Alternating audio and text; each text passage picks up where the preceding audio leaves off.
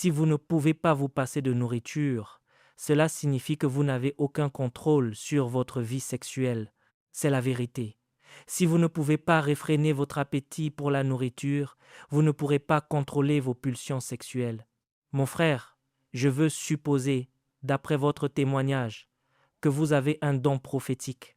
Si ce que vous dites est vrai, alors vous êtes condamné à une vie spirituelle telle que vous ne pourrez plus vivre comme n'importe quel autre homme. Sans ce niveau de discipline, de dévotion et de consécration, vous ne pourrez jamais accomplir votre destinée. Vous pourriez devenir un faux prophète, mais jamais un vrai.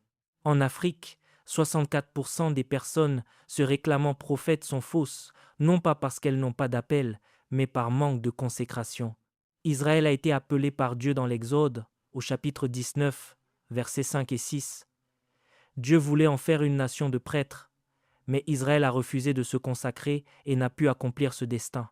L'appel est alors devenu tribal, confié aux Lévites, mais eux aussi ont refusé.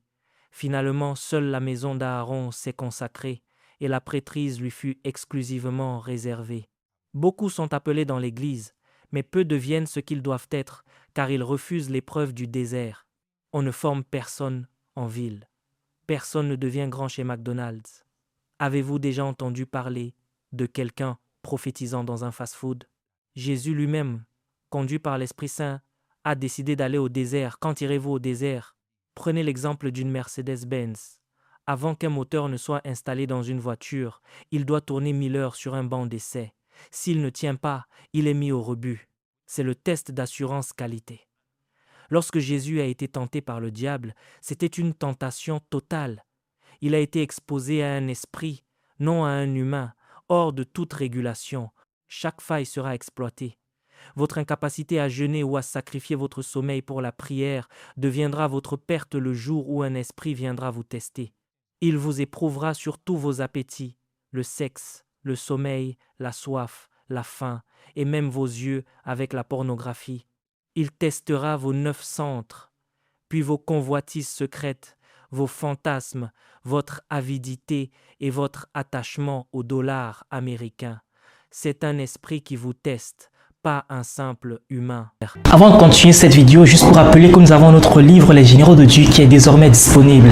Si vous voulez connaître plus sur les Généraux de Dieu, si vous voulez connaître leur histoire, qu'est-ce qu'ils ont fait pour avoir cette onction, comment ils ont fait, quelle est leur routine spirituelle, et donc ces 25 biographies, le lien dans la description de cette vidéo pour pouvoir télécharger le livre rapidement. Que Dieu vous bénisse abondamment. Certains d'entre vous poursuivent l'argent depuis 12 ans et croient que c'est pour cela que Dieu vous a envoyé ici. Quel dommage! Le Christ n'a pas attendu qu'on lui dise de prier ou de jeûner. Il a compris que sa situation exigeait de la sensibilité. Il a affamé sa chair pour nourrir son esprit. Le jeûne est une technique d'isolation qui empêche Satan de trouver une faille dans votre chair, tandis que la prière vous donne l'énergie nécessaire pour changer votre environnement. Quand Satan s'est présenté, il a contesté le titre de fils de Dieu. Il a dit, si tu es ce que tu prétends, ordonne à ces pierres de devenir du pain. Voyez la traîtrise. Satan tentait Jésus d'agir indépendamment de son Père. Il utilisait un besoin légitime, la faim, pour le pousser à abuser de son autorité. Mais Jésus lui a donné une leçon sur la parole de Dieu. Il a déclaré que l'homme ne vivra pas de pain seulement, mais de toute parole qui sort de la bouche de Dieu. Si vous n'avez pas de parole actuelle de Dieu pour diriger votre vie, vous ne faites qu'exister, vous ne vivez pas encore. Le dessein de Dieu est que l'homme vive par la direction divine. Je peux vous montrer mes journaux intimes de 2005 où j'ai consigné ce que Dieu m'avait dit. 10 choses précises sur mon ministère ont été accomplies et cochées il y a 3 ans. Dieu m'a alors donné un nouveau mandat. L'homme doit fonctionner selon le plan qu'il a reçu de Dieu.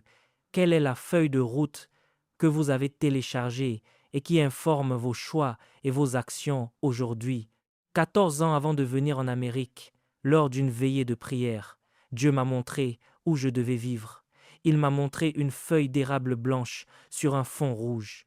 J'ai cru que c'était le Canada, mais les couleurs étaient inversées. Ce n'est qu'en arrivant dans l'État où je réside actuellement, en entrant dans un domaine appelé Maple Grove, que j'ai vu exactement ce que j'avais vu en vision.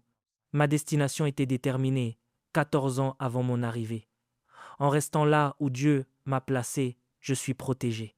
Le problème de beaucoup de croyants est qu'ils n'ont pas de parole directrice. Ils se marient par amour, sans parole de Dieu. 18 ans plus tard, ils sont au tribunal pour divorcer parce qu'ils n'avaient rien à protéger, rien pour quoi se battre. Ils vivent selon les standards de la société et non selon la parole de Dieu. Ils se comparent aux autres en se disant « Je ne suis pas si mauvais », mais se mesurer à des hommes déchus est une erreur. Sans cette lumière divine, vous menez une vie banale, comme Mathusalem qui a vécu longtemps mais n'a fait qu'engendrer des fils et des filles sans jamais accomplir de destinée marquante. L'homme ne vivra pas de pain seulement. Recevez cette parole qui doit guider votre vie, votre famille et votre avenir.